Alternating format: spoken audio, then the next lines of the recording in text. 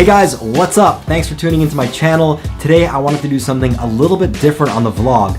I wanted to go out and get some really cool nighttime long exposure pictures of Vancouver and share the process of getting the shot and then taking it back to the editing room to make it really pop. I'm gonna be taking the shots today on my Sony a6300 and my Canon L series 16-35 lens. Okay, so the first photo I'm doing is gonna be Gastown, and that's a long exposure in Maple Tree Square. And I think the key to this photo is getting a lot of cars to drive past with red and white brake lights to really make it more of a dynamic shot.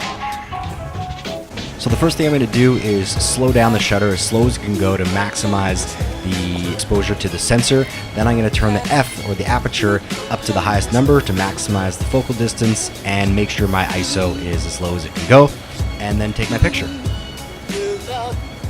So what's going to happen is it's going to take 30 seconds to take the actual photo, and that's how long the sensor is being exposed to light. So all the headlights that are going through this photograph are going to cause these streaky lines to go across the sensor. All right, photo one done. I don't think it's perfect, but hopefully it's good enough. We'll see when we get to editing. Okay, so now I'm at the base of the Lionsgate Bridge, trying another long exposure, and this one's a little bit trickier. So trying a few different settings and seeing which one works best.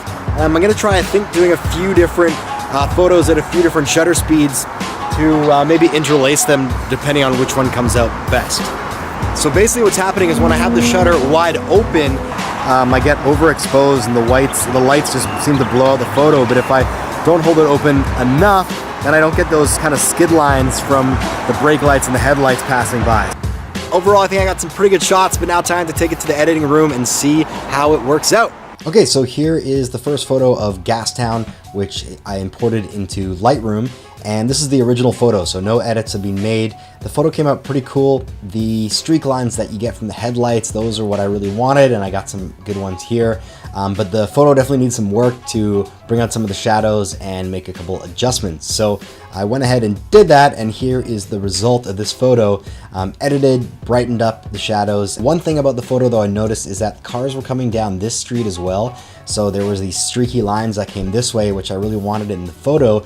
So I took a few different photos, and the second one I took got those streaky lines on this side from the cars going that way, but then this taxi was sitting there for a really long time, so that came out in the photo. So what I wanted to do is import both of these edited photos into Photoshop. This is the first photo, and what you can see is there's the second photo. Basically what I did is used this photo and then just added a small portion of the second photo right here, so I got those streaky lines as well.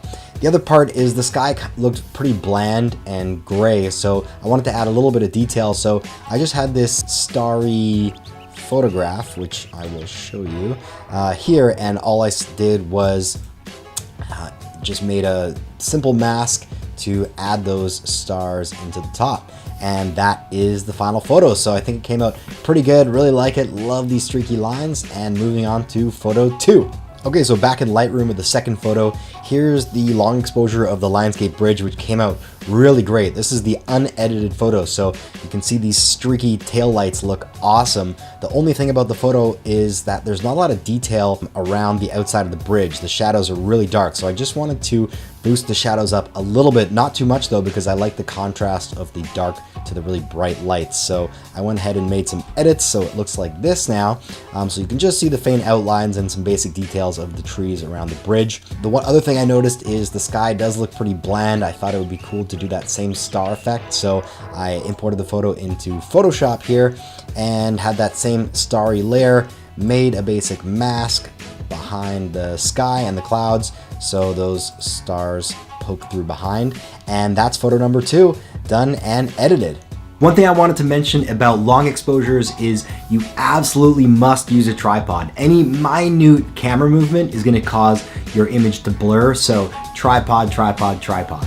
Well, that's it for this video, guys. I hope you found it interesting. Make sure to give it a like if you did like it, and consider subscribing to my channel. And then I will see you in the next video.